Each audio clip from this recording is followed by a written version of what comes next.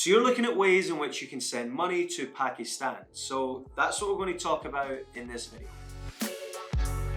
Now, when it comes to sending money abroad to anywhere, there are plenty of options. And with all of these options available to you, you might find yourself asking, well, what's the safest way? What's the cheapest way? What's the quickest way? So the first bit of advice I'm going to give you here is to go onto the Wise website.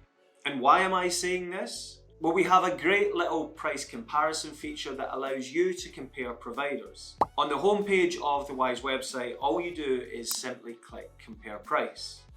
You will then be shown a list of the providers that can offer you this transfer, the transfer fee in which they will be charging, and of course the exchange rate that they're offering. And if Wise isn't the cheapest, then we will tell you. That's why using this website, this price comparison, is a great place to start. The other option you have that might not be included in the price comparison chart is sending money through your bank. Now, as always, doing anything with your bank, the one that you trust, the one that your family's been using for years, it may seem like the safest and best option, the most convenient option. But this isn't always the case. Let me let you into a little secret. Your bank may offer you a free transfer. So again, you might think, great, I'm going to use my bank. But what they don't tell you is that they've marked up the exchange rate. And what do I mean by this? Well, there is such a thing called the mid-market rate. This is the exchange rate that you will find on Google.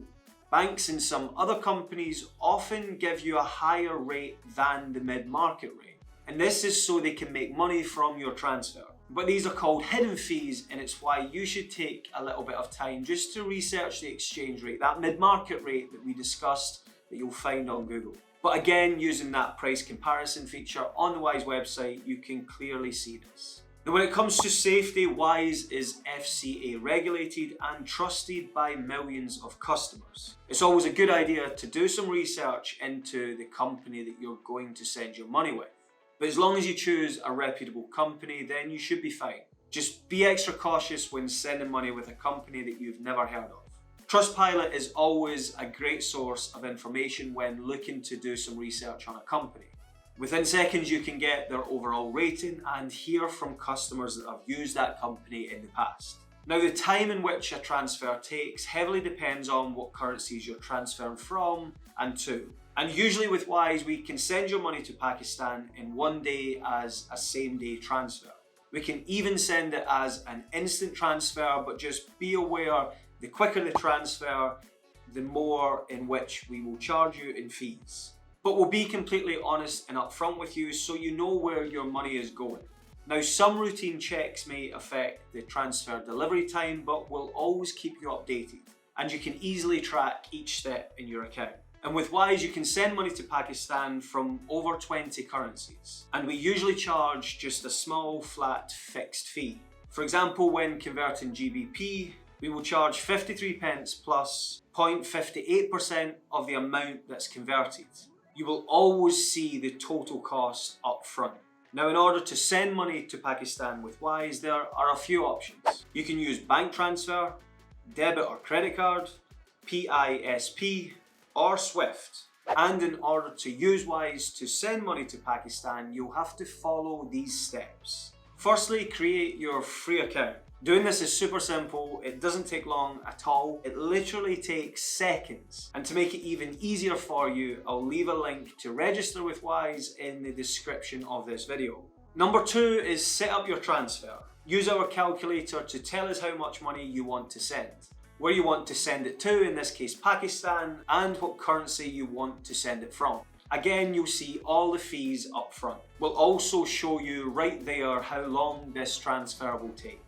Then we ask you to tell us a little bit about yourself. We basically just want to know if you're sending as an individual or a business.